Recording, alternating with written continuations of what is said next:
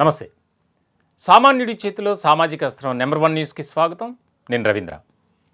ఆంధ్రప్రదేశ్ సచివాలయ ఉద్యోగుల సంఘం నేత వెంకట్రామిరెడ్డి ఆయన ఇప్పుడు పోలీసుల అదుపులో ఉన్నారు.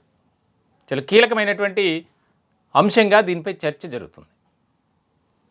ఆయనపై గతంలోనే ఎన్నో వివాదాలు, మరెన్నో ఆరోపణలు, ప్రధానంగా వైఎస్ఆర్సీపీకి అనుకూలంగా వ్యవహరించారు.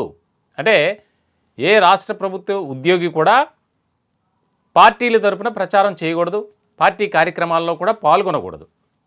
ఒక రకంగా చెప్పాలంటే ఏ పార్టీకి సపోర్ట్ చేయకూడదు. ఇలాంటి సందర్భంలో ఆయనపై ఒక ముద్ర పడింది. వైఎస్ఆర్సీపీకి అనుకూలంగా ఉంటారు, ఆయన జగన్తో డైరెక్ట్గా మాట్లాడతారు, వైఎస్ఆర్సీపీని సపోర్ట్ చేస్తూ ఆయన కార్యక్రమాలు ఉంటాయి అని. దీనిలో భాగంగానే గత ఎన్నికలకు సంబంధించి మొన్న జరిగినటువంటి అసెంబ్లీ ఎన్నికల్లో రాయలసీమ ప్రాంతంలో ఆయన పర్యటించారు. ముఖ్యంగా ఆయా డిపార్ట్మెంట్ సంబంధించి ఉద్యోగులను కలవటం, ప్రచార కార్యక్రమాల్లో పాల్గొనటం, ఇవన్నీ చేశారు. దీనికి సంబంధించి కేంద్ర ఎన్నికల సంఘం ఆయనపై వచ్చినటువంటి ఆరోపణలు కానీ విమర్శలు కానీ వాటిని ఆధారాలతో సహా కొంతమంది మరొక ఉద్యోగ సంఘం నేతలు, అలాగే ప్రత్యర్థి పార్టీ నేతలు కూడా దానికి సంబంధించి కేంద్ర ఎన్నికల సంఘానికి ఫిర్యాదు చేశారు. ఇలాంటి సందర్భంలో ఆయన సస్పెండ్ చేశారు ఆయన్ను. ఇప్పుడు సస్పెన్షన్లోనే ఉన్నారు. ఇటువంటి క్రమంలో మరొక వివాదం అదేంటంటే, కొంతమంది ఉద్యోగ సంఘాల నేతలకు, కీలకమైనటువంటి వ్యక్తులకు మందు పార్టీ ఇచ్చారు తాడేపల్లిలో.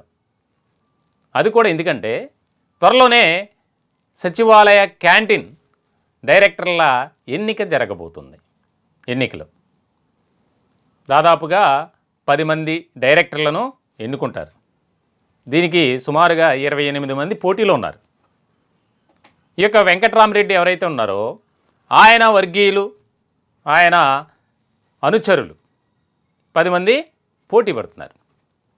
ఎలా అయినా సరే ఆ 10 డైరెక్టర్ల పోస్టులు మనకే దక్కాలి, ఎన్నికల్లో మనమే గెలవాలి అనే ఒక ఆలోచనతో కొంతమందిని ప్రలోభ పెట్టేందుకు, మభ్యపెట్టేందుకు ఉద్యోగ సంఘాల నేతలకు, అలాగే కొంతమంది ముఖ్యమైనటువంటి అధికారులకు మందు పార్టీ ఏర్పాటు చేశారు తాడేపల్లిలో. దానికి సంబంధించి సమాచారం అందుకున్నటువంటి ఎక్సైజ్ పోలీసులు ఆయన అదుపులో తీసుకున్నారు. ఆయన్నే కాదు, అక్కడ ఉన్నటువంటి కొంతమందిని. ఇలాంటి క్రమంలో ఆయనపై ఇప్పటికే అనేక రకాలుగా ఆరోపణలు, ఎన్నో విమర్శలు.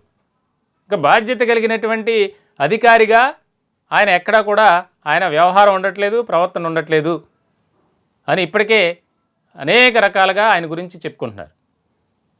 ఆల్రెడీ సస్పెండ్లో ఉన్నారు, ఇప్పటికైనా బుద్ధి తెచ్చుకోవాలి కదా, ఇలాంటి పనులేంటి అని కొంతమంది ఉద్యోగులు గుసగుసలాడుకుంటున్నారట. దీనికి సంబంధించి రాష్ట్ర ప్రభుత్వం కూడా చాలా కీలకమైనటువంటి నిర్ణయం తీసుకోబోతుంది. ఎవరైతే ఈ మందు పార్టీలో పాల్గొన్నారో, వెంకట్రామిరెడ్డితో ఇంకెంతమంది వెళ్ళారు ఏంటి అనే దాని మీద ఒక నివేదికను సిద్ధం చేయండి, వారిపై కూడా చర్యలు తీసుకోండి అని చెప్పి చాలా కీలకమైనటువంటి ఆదేశాలు జారీ చేశారట రాష్ట్ర ముఖ్యమంత్రి నారా చంద్రబాబు నాయుడు. ముఖ్యంగా రాష్ట్రంలో జరుగుతున్నటువంటి పరిణామాలు కానీ, చోటు చేసుకుంటున్నటువంటి ప్రతి అంశాన్ని గురించి చెప్పాలంటే ముఖ్యంగా వైఎస్ఆర్సీపీ నేతలు, ఇదిగో ఇలా వైఎస్ఆర్సీపీకి అనుకూలంగా పనిచేసిన వారు అనేక రకాలుగా ఇబ్బందుల పాలు అవుతున్నారు. భవిష్యత్ కాలంలో మరికొంతమంది ఇదే రకమైనటువంటి పరిస్థితిని ఎదుర్కోబోతున్నారు అనేది కూడా ఇటు పొలిటికల్ సర్కిల్లో, అలాగే అధికార వర్గాల్లో కూడా ఒక చర్చ అయితే బాగా నడుస్తోంది.